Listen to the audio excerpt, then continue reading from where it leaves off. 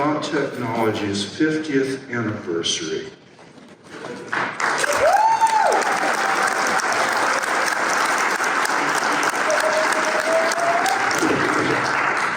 AAPB has enjoyed Thought Technology's support for many years, and we're thrilled to be part of their anniversary celebration.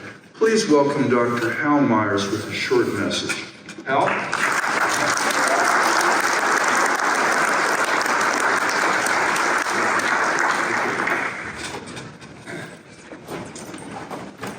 So, hi everyone.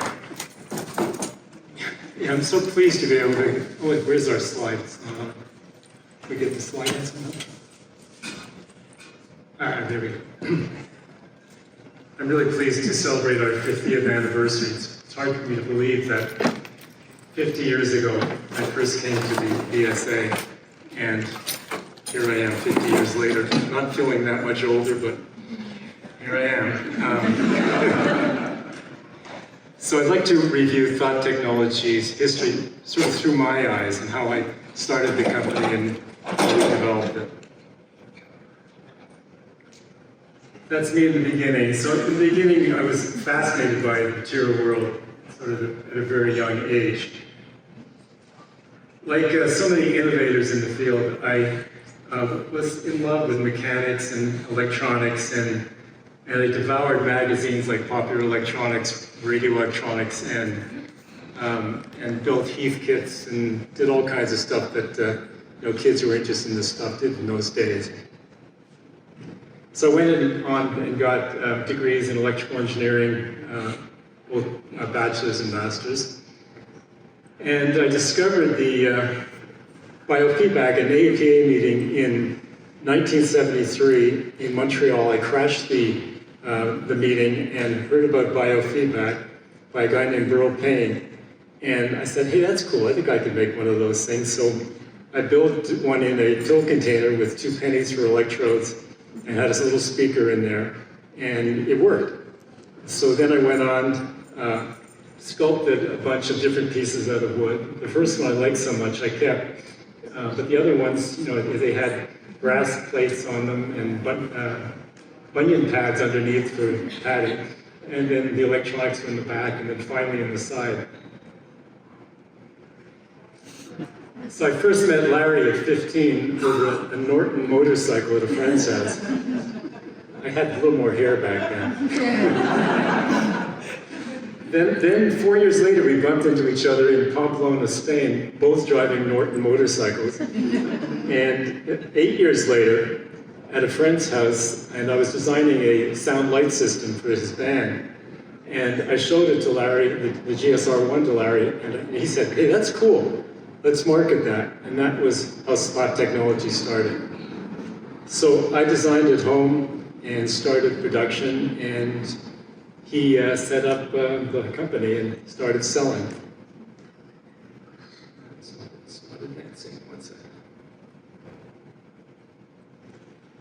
So I did a doctorate and postdoc in McGill in experimental medicine, and the doctorate was inducing pain in students, and then so it was voluntary. But what it was, I used an ischemic arm pain where you inflate a cuff above systolic blood pressure, and then you have them open their hand and close it. And after about 4 or 5 minutes, it gets really painful. And so then I had them go home and practice with the GSR-1 for 6 weeks. And then they came back, and they were able to tolerate the pain much longer, just by having that relaxation mindset. So it's interesting that, after this talk on pain, how just your belief that it's not going to harm you, I've done it before, I can handle it, and I've got a technique I can use to relax me. At the same time, I was working as a behavior therapist in the Royal Victoria Hospital, and focusing on all these different types of disorders. So I did my postdoc in the cardiology department at the Royal Victoria Hospital, and we worked with angina patients And angina occurs when you don't get enough blood to the heart, so you don't get enough oxygen to the heart. So what happens is when the pain starts, it's usually the heart rate blood pressure product has gone above a certain point. And usually what happens is the person panics and the heart rate and blood pressure goes up again. So what I did is I had people train, first we ran them on a treadmill to see how long they could go before they got ST abnormality. And then I sent them home with the GSRs. And for 6 weeks, we recorded their sessions on a tape machine. And they came back and they were able to go about 30% longer on the treadmill. And they decreased their meds and beta blockers by about 50% just because when the pain came on, they said, okay, let me practice a relaxation response that I had. And they were able to just drop themselves just below the threshold and the pain went away. So it was a good strategy. So we started, in '74, I attended the BSA meeting, Biofeedback Society of America, and introduced the GSR-1. And I got a really enthusiastic welcome, and I developed some wonderful friendships, and so many of you I still know and love, and I'm so pleased. I have not missed a meeting except for COVID since then. In around 79, I designed the GSR temp tube, so we had a temperature and a meter and a thermometer. And so you're able to do temperature feedback as well as GSR feedback. Then we got a bunch of psychologists and psychiatrists and sports experts to write a bunch of behavioral programs for us. They all had audio tapes and manuals, and they were really popular. Larry managed to get us into a ton of catalogs, Sharper Image, American Express, etc. And in all, we sold over 300,000 GSR-2 systems.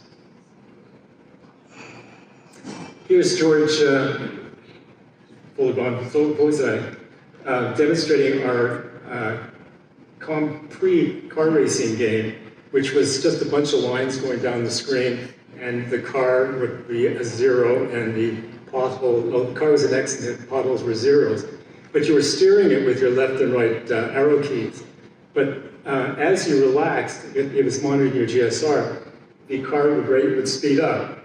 And so the only way to get through the course was to keep calm, otherwise the car would slow down. It was quite effective. And then in '86, we got Leonard Nimoy involved with a company called Human Engineered Software, and he was promoting the compute. Unfortunately, the company Human Engineered Software went bankrupt after a short period of time. Then after my postdoc, I joined the company and started developing EMG and heart rate and other devices. And one thing, Larry, for all of you who know him, was an avid sports fan. I mean, he loved sports. He was a third-level ski instructor, and also a little bit crazy. He jumped off mountains with a paraglider. He jumped out, parachuted a lot. He got into all kinds of accidents skiing. One time we were skiing at Taos, New Mexico, and all of a sudden I hear, "Oh shit!" And there's Larry, and he's in a tree. He's gone off the edge of this section there, and he landed in the tree, and all of a sudden, he goes, boom, and he comes, and he just skis down the hill. So anyway, we managed to get into, we developed this thing called Mind Room, and we worked with AC Milan and Chelsea soccer teams, and Olympic gold medals. So it was speed skating, downhill ski racing, and India's first gold medal in riflery, but many, many other teams as well. So then we started designing, serious monitoring devices and biofeedback devices. So we've got 2, 5, 8, 10 channel systems and some trainers for incontinence and for muscle rehabilitation. And finally we have our little TPS finger sensor. And one of the latest products is our Myonics, which is a 4-channel stim unit, 2-channel EMG, and EMG triggered stim, also does manometry for pressure. For the last few years, it's been the best-selling EMG stim system in China. We sold over 2,000 of them. So the TPS is something I dreamt up about 7 years ago, and I thought it'd be really great to have a home trainer that could do more than just heart rate variability. And you know, with my love of GSR and my work that I did with GSR, I found it really, I still find it difficult to understand why people just do heart rate variability and don't also add in the emotional response which you get from skin conductance. And so, so that's why we brought this thing out. It gives you all those functions, temperature and respiration and skin conductance. Because, you know, I can just ask you a question. I say, I'm going to ask you an embarrassing question. Up goes your skin conductance immediately. You get a change. And with heart rate variability doesn't do that. So it's not as quick a response, but it's profound. And it's working a lot with your breathing. I mean, I think heart rate variability is great, but I also think don't forget skin conductance. And see, you probably saw this line out there. So these are the products we've developed over the years. It's missing a bunch of ones that didn't go anywhere. So in 2002, FlatTech founded the Biofeedback Federation of Europe to enhance the knowledge of biofeedback and neurofeedback worldwide. And this was Eric and Larry's initiative. It's proven to be a great training venue and a lot of fun to attend, as some of the people who were there this year can tell you. We just concluded a meeting in Slovenia. It was a 22nd meeting, and I think it went well. I'm hoping we're going to do it somewhere, maybe in Spain or Portugal next year. So we're in a ton of markets, and I like, if you look in the bottom left-hand corner, that's one of those research, good old Gay and Wilson, if you would call it. So we've got distributors in 30 countries, and as Jack Ma, the founder of Alibaba, said, it's not the technology, but the dream behind the technology that changes the world. And so this includes so many of you who have helped innovate this field, treated clients with our equipment, and helped us develop products.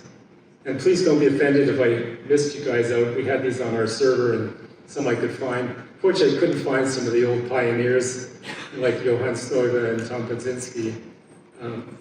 But it's kind of a nice compilation of people.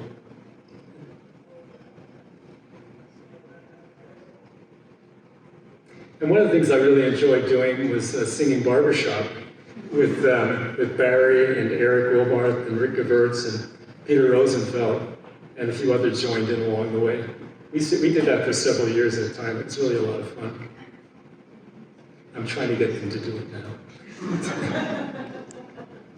So we've got a dedicated team of about 40 people now, and many of you know Helen and Frank have been with us for over 35 years. Our average employee's been with us over 20 years. So from the outset, Larry and I agreed that just had a few goals, and the first was obviously to create instrumentation to enhance the field. Secondly was to help people learn, to help themselves basically, to learn the skills to become, to be able to function better in the world. And most significantly, to treat people the way we want to be treated ourselves. And I think we've done that with great support and service. So I want to thank you all for your support and friendship over 50 years. So together, let us continue to push the boundaries of biofeedback, unlocking insights and improving lives. Here's the next 50 years of innovation and collaboration. Thank you.